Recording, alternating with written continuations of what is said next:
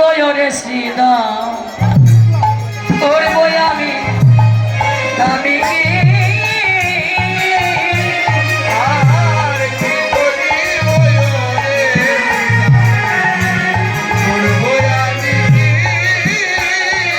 যাকে জোড়া বাঁধি ধরা পড়ি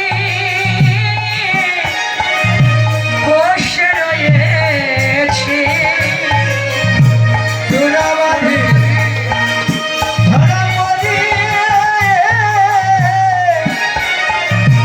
বসে রয়েছে যাকে ধরার কাছে ধরা পড়েছি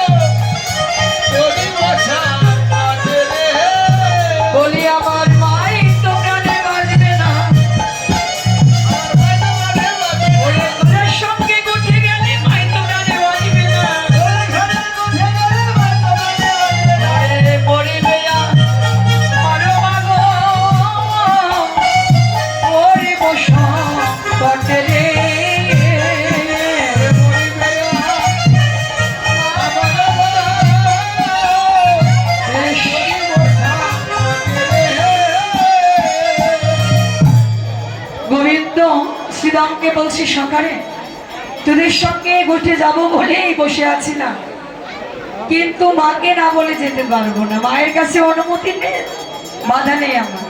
সবাই মিলে মায়ের কাছে এলো অনুমতির জন্য। ওরা গেল সবে যশোদার নিকটে, আহারে গেল সবে যশোদার নিকটে। এই প্রণতি করিয়া মাই কহিছে না কেন রে, প্রণতি করিয়া মাই কহিছে না কেন রে, কানরে লইয়া যাব বটে, আহারে কানরে লইয়া যাব বটে, আহারে দেতে গোপাল সাজায়ে দে মা, গোপাল সাজায়ে ওরে গোপাল নিয়ে ঘুরতে যাব, গোপাল সাজায়ে দে মা, গোপাল সাজায়ে দে মা। শুনি বলরামের বাণী পড়ছি নন্দরানী, শুনি বলরামের বাণী পড়ছি নন্দরানী, লুটাইয়ে পড়িল ভূমিকালে, লুটিয়ে পড়িল ভূমিকালে, হাতে গোপাল দেব না রে, হাতে গোপাল দেব নিজ মনে গুঠে যেতে আমি আজি দেব না রে, নিজ মনে গুঠে আমি আজি দেব ওরে ভাসে রানী নয়নে নয়নে, ওরে ভাসে রানী নয়নে। মা বলছি আজকে গোপাল দেব না কাল নিস।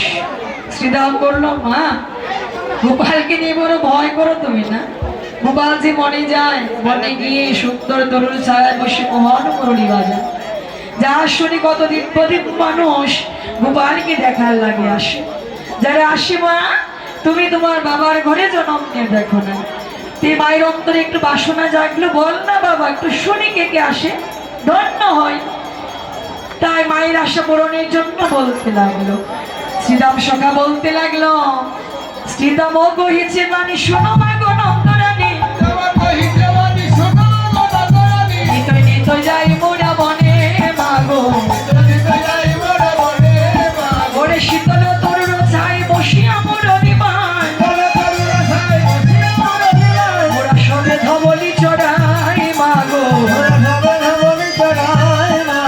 হংসের উপরে চড়ি চতুর্মুখ